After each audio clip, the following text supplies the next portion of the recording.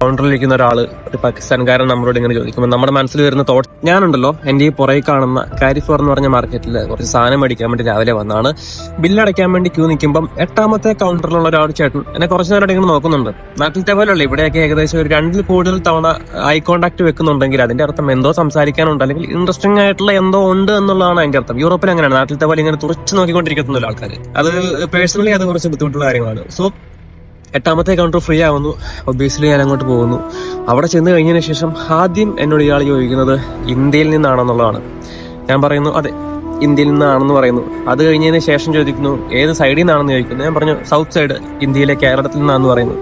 പുള്ളി ഇങ്ങനെ സാധനം സ്കാൻ ചെയ്യുന്നുണ്ട്. ഞാൻ ചോദിക്കുന്നു ഇത്രയും ചോദിച്ചല്ലേ, ഞാൻ പുള്ളിയോട് എവിടെ നിന്നാന്ന് ചോദിക്കുന്നു. പുള്ളി അക്കൂത്തെന്ന് മാത്രമേ പറഞ്ഞുള്ളൂ. അക്കൂത്തെന്ന് ഫ്രഞ്ചിൽ വെച്ച് കഴിഞ്ഞാൽ ഇവിടെ അടുത്ത്, ഇന്ത്യയുടെ അടുത്തുനിന്നുള്ളതാണ് അതിന്റെ അർത്ഥം. പുള്ളി രാജ്യത്തിന്റെ പേര് പറഞ്ഞില്ല. ആദ്യം ഞാൻ ചോദിച്ചത് ബംഗ്ലാദേശാണ്. എനിക്കറിയായിരുന്നു ബംഗ്ലാദേശ് അല്ലെന്ന് അറിയായിരുന്നു. പിന്നെ ചാൻസ് ഉള്ളത് അഫ്ഗാനിസ്ഥാനാണ്.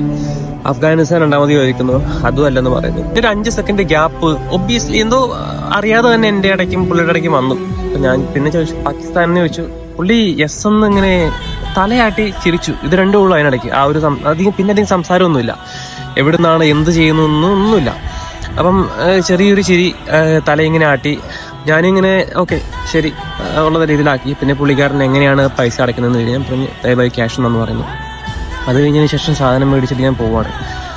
ഒരു മൊമെന്റ് ഓഫ് സൈലൻസ്. ശരിക്കും പറഞ്ഞാൽ ഇന്ത്യയിൽ നിന്ന് ഏകദേശം 7,000-8,000 കിലോമീറ്റർ ദൂരെയാണ് ഞാനിപ്പോൾ ഉള്ളത്. എന്നിട്ടും കൂടി കൗണ്ടറിലിരിക്കുന്ന ഒരാൾ ഒരു പാകിസ്ഥാൻകാരൻ നമ്മളോട് ഇങ്ങനെ ചോദിക്കുമ്പോൾ നമ്മുടെ മനസ്സിൽ വരുന്ന തോട്ട്സ് ഒക്കെ ആ ഒരു അറ്റാക്കിനെ പറ്റിയിട്ടാണ്. എന്താണ് ഇതിനെപ്പറ്റി പറയേണ്ടതെന്ന് എനിക്കറിയത്തില്ല. പക്ഷേ ഇത്രയും ചെറിയൊരു ഒരു സിനാരിയോ വന്നപ്പോൾ തന്നെ എൻ്റെ മനസ്സാകെ ഡിസ്റ്റർബ്ഡ് ആവുകയാണ്.